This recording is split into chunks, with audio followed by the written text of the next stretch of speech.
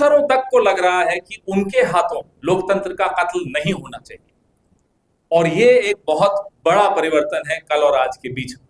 हमारे कई साथी हैं बिहार के जो राजनीति में सक्रिय हैं, पत्रकारिता में सक्रिय हैं, कुछ अधिकारी हैं, बहुत परेशान है वो अधिकारी। वो नहीं चाहते कि आने वाली नस्लें, आने वाली पीढ़ियां उनको जिम्मेदार ठहराएं लोकतंत्र के इस कत्ल का। जो कल राहुल गांधी जी ने प्रेस वार्ता की, आंखें खोल देने वाली प्रेस वार्ता थी। 25 लाख फर्जी वोट और 22,000 से कांग्रेस पार्टी हारती हरियाणा में। ब्राजीलियन मॉडल एक बहुत बड़ा उदाहरण था। आप सब वोट देते हैं, कई बार दे चुके होंगे, आप तो नौजवान हैं, एक आध बार ही दिया होगा।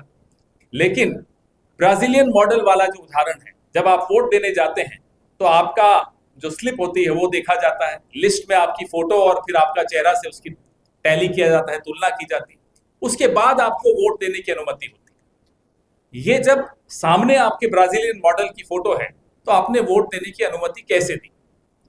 बहुत गंभीर सवाल ये उठ रहे हैं।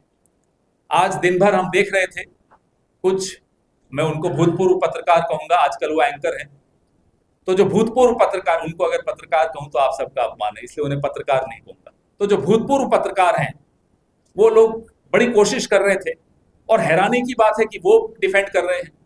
हम चुनाव आयोग पे सवाल उठाते हैं, पहले बीजेपी उनको डिफेंड करने आती है, जवाब देने आती है। अब भूतपूर्व पत्रकार यानी कि आज के एंकर कुछ वो डिफेंड करने आते हैं, कह रहे साहब ब्राजीलियन मॉडल इतनी दूर से आई और इतने जगह पर जाकर वोट दे गई।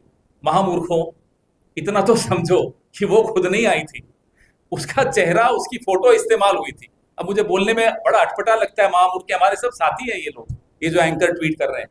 आप भी जानती हैं किसके लिए बोल रहा हूँ, आप सब जानते हैं किसके लिए बोल रहा हूँ, कि ब्राजीलियन मॉडल इतना दूर से कैसे आई। अरे भाई, आईटी सेल ने आपको कुछ बना के भेज दिया, आप यूं ही पढ़ लेंगे, अपना दिमाग नहीं लगाएंगे। इतनी मूर्खता आज का पत्रकार तो नहीं कर सकता, ये भूतपूर्व पत्रकार कर सकते।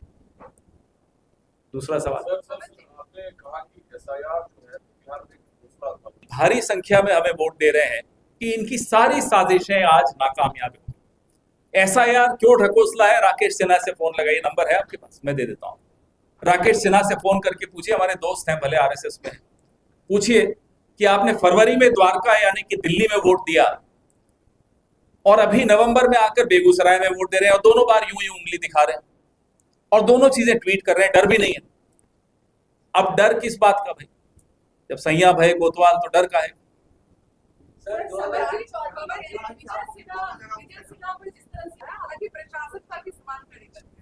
प्रशासन तो उन्हीं का है, तो हम तो बार बार कह ही रहे हैं कि साहब आपका ये गुंडा राज चल रहा है, अब इसको खत्म करना है। आज उस गुंडा राज के शिकार आप खुद हो गए, क्योंकि लोगों का भी गुस्सा है। हम हिंसक प्रतिरोध या विरोध के खिलाफ, क्योंकि हम ऐसी पार्टी है जो बिना हिंसा के विरोध करके अंग्रेजों को भगा दिया, तो हिंसा के खिलाफ हैं, लेकिन विरोध तो है। जब आप विरोध के सारे दरवाजे बंद कर देंगे तो जाहिर सी बात है सड़क पर गुस्सा दिखेगा, वो जो आज इन सबको दिखा। सर 2020 में पूछा था, आप अभी भी वैसे के वैसे, मेरे बाल सफेद होंगे।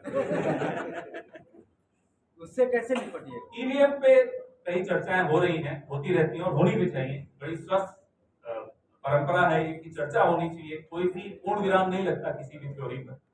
कोई नया जानकारी अगर आपके पास है ईवीएम के विषय में तो हमसे भी साझा कीजिए।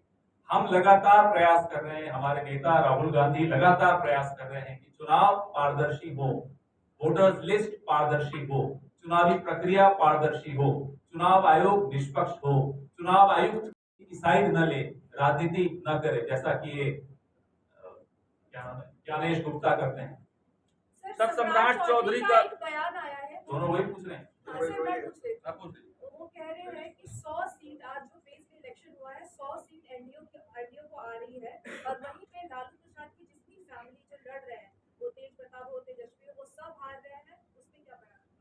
यानी इनको रिजल्ट पहले मिल गया होगा, लेकिन इस बार इनको जो भी मिलेगा, जैसे कि हरियाणा में हुआ, वो नहीं होने देंगे। इस बार वोटर जिस गुस्से से, जिस भारी संख्या से निकला है, इनकी ये तमाम षड्यंत्र, तमाम साजिशें बिल्कुल इस बार फ्लॉप शो हो जाएंगी, नाकामयाब रहेंगी। आप लोग का आकलन क्या है? जैसे वो कह रहे हैं कि 121 में 100 तो हम जीत रहे हैं। हमारा आकलन है बिहार ने बदलाव के लिए वोट दिया और भारी गुस्से में वोट दिया, और गुस्से का वोट, जैसा कि मैंने कहा आपको, बदलाव का वोट। आपके कितने कितने सीट आने की नंबर कुछ दे रहे हैं सर आप? हो जाने दीजिए अगले चरण का भी।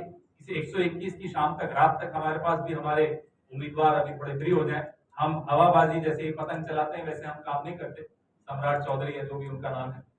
लेकिन हम इतना बता दें कि 4 बजे के लगभग हमारे वॉर रूम ने तमाम कैंडिडेट से जरूर बात की थी। बता सकते हैं, साझा कर सकते हैं। सबसे बात हुई थी, आंकड़े भी लेने की कोशिश की सबसे। कोई ऐसी आवाज हमारे वॉर रूम ने नहीं सुनी जो मायूस हो।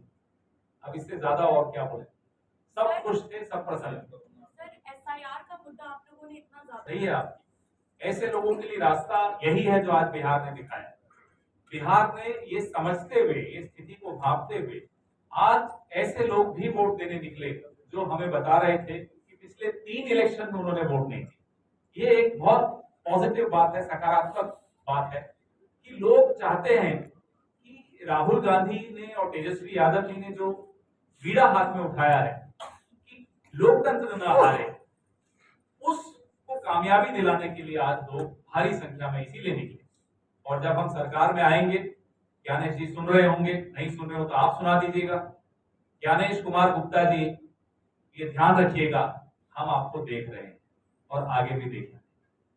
सर, पिछली बार काउंटिंग के समय जिस तरह से 5 बजे के बाद काउंटिंग रोक दिया जाता है, फिर चालू होता है और जो जीतते हुए प्रत्याशी हैं हार जाते हैं और हारे हुए प्रत्याशी जीत जाते हैं। करके दिखाएं, इस बार क्या करेंगे आप लोग? करके दिखाएं, इससे ज्यादा नहीं बोल, देख लें, हम भी देखें, करके दिखाएं। थैंक यू धन्यवाद।